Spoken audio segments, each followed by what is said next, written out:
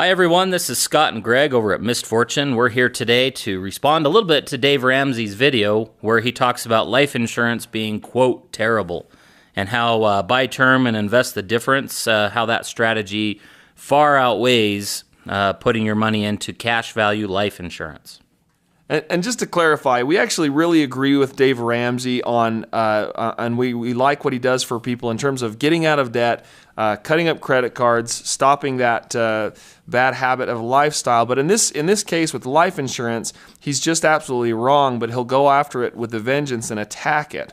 But in most of what he says about cash value life insurance, he's just flat out wrong, and that's what we're going to prove here in this video today. So Scott, why don't you go ahead and walk us through this to get us started here? First of all, there are a few main points that we want to make about cash value insurance. The first misconception out there about cash value insurance, such as whole life or universal life, is that it's a terrible cash accumulation tool.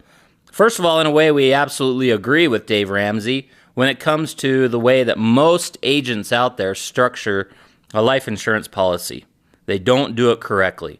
So that's why it's important for you to understand that you need to work with someone who knows what they're doing. Otherwise, Dave Ramsey is absolutely right. It is a terrible place to put your money. But for us that know how to structure these plans properly, there are huge benefits for doing that. Now remember, money inside of a life insurance policy grows tax-free, according to Section 72E of the Internal Revenue Code. The death benefit is paid out income tax-free, according to Section 101A of the Internal Revenue Code. And Section 7702, the code explains how the value inside a policy can be accessed tax-free. That tax-free income can make a huge difference, especially if taxes go up in the future. And this is the question you need to pose to yourself. Are taxes likely to go up, go down, or stay where they are today? And, rarely do we ever encounter anyone who doesn't think taxes are going to be going up just because of the rising deficit and all that's associated with it. So, so if we take the numbers that Dave Ramsey was using in his example, he said that according to a 32-year-old male who's making about $40,000 a year, he should be using about 15% of that income to A, buy a term life policy, and B, buy mutual funds with the rest of it. His idea is growth stock mutual funds with all of the money that you would be spending on a cash value life insurance policy. So buy a really cheap term policy and then spend the rest of what you would be putting into a cash value policy. Instead, put that away into a side fund of growth mutual funds. And the idea is that when the term policy runs out in 20 years, the money accumulating in the growth stock mutual funds will have outpaced the death benefit, and therefore the death benefit is no longer needed.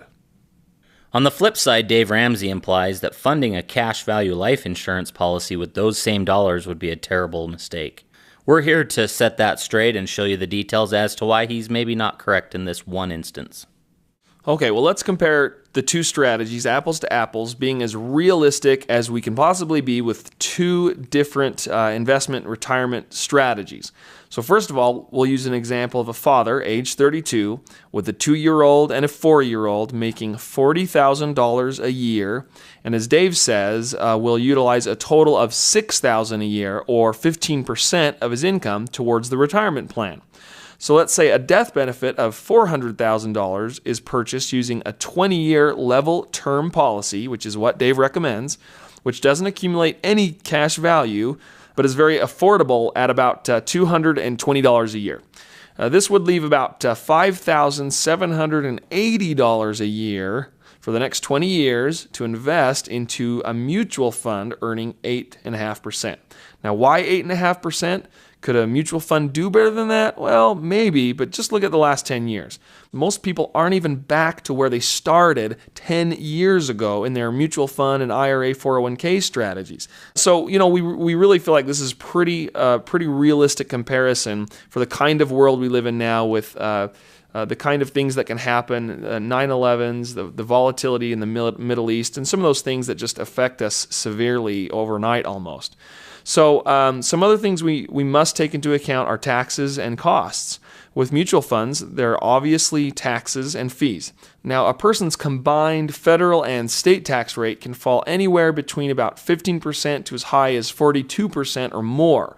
We're going to be using a 15% tax rate for our illustration purposes here. What we're going to do now is we're going to look at the cash value insurance side. We're going to choose a maximum funded tax advantaged life insurance policy utilizing an indexed universal life product. Now, we use indexed universal life because it's linked to an index, such as the S&P 500. Now, we also look at companies that have high ratings and have long-term records. The company we'll talk about today has actually been around for over 130 years. Also, based on historical averages, this company has averaged over an 8.5% return each year. Now, this strategy actually provides a minimum death benefit in this scenario that we're talking about today for a 32-year-old male of $588,000. Obviously, more than the $400,000 that Dave Ramsey talks about. But $588,000 is actually in accordance to the tax rules of TEFRA from 1982 and DEFRA from 1984. So again, one of the good points that Dave makes is that there is a cost to having an insurance policy. So today we're going to use everything net after cost. We're going to be as fair and open about all of the costs to have an insurance policy as much as possible. But like Dave says, and like we agree, that if it's not structured properly, it will not work. And this is where it starts to become more and more important with the costs, that if it's structured properly, we will have the smallest cost possible. Okay, so in quick summary, on the left side here, we're buying an inexpensive term policy and socking away the rest into growth stock mutual funds for 20 years, earning an average of 8.5% rate of return. There are no guarantees with these funds, and they'll be taxed as they're earned with regular fees and costs that we're accounting for. Now on the right side, we'll be putting in all $6,000 into a maximum funded indexed universal life policy, also averaging 8.5% based on history, which does have many guarantees built in and also allows us to participate in any growth that the market experiences up to a capped amount, but it also gives us floors or guarantees so that we don't lose to any market volatility if the market were just to take a dive in any given year. So for example, in Dave's video, right before the crash of 2008, the stock market was at 12,000 points. But we all know that within the matter of months after that, the market dropped 50%. Well, if you have a guarantee, that means that you would not experience any loss in that downturn. The money will grow tax-free, and it can be accessed tax-free, and will also factor in all the costs associated with this policy. So if we fast forward 20 years down the road, as Dave stated in his video, at age 52, when the term policy ends, the mutual fund should easily have more than the death benefit amount. So according to Dave, we don't need that death benefit, and that's why we did a 20-year level term. In reality, however, even if the mutual fund did manage to get a consistent 8.5% rate of return, when accounting for taxes and fees, this individual would have a net after-tax value of $222,000. Obviously less than the $400,000 death benefit that we just let go. And at this point, the death benefit would be gone. Now, the life insurance, on the other hand, in 20 years' time, the cash accumulation is up to $233,000, which is more than the mutual funds, but he still has a death benefit of $588,000. And if he were to pass away at this point, his heirs or his family would receive $588,000. Okay, now let's stop funding both of these plans now at age 52. And let's let him coast until age 65, when we need to start pulling out retirement income. The buy term and invest the difference plan on the left side still has no death benefit. But if we continue to earn 8.5% rate of return every year, would have $482,000 in accumulation, which, because his money is in a mutual fund, is still heavily exposed to market volatility, recessions, and other negative impacts. Now, because we have structured this life insurance policy properly, we have a cash value of $679,000. And because of TEFRA and DEFRA, which state that we can never have more cash value than death benefit, we now have a death benefit of $828,000. So if he were to pass away at age 65, he would actually pass on $828,000 tax-free to his family.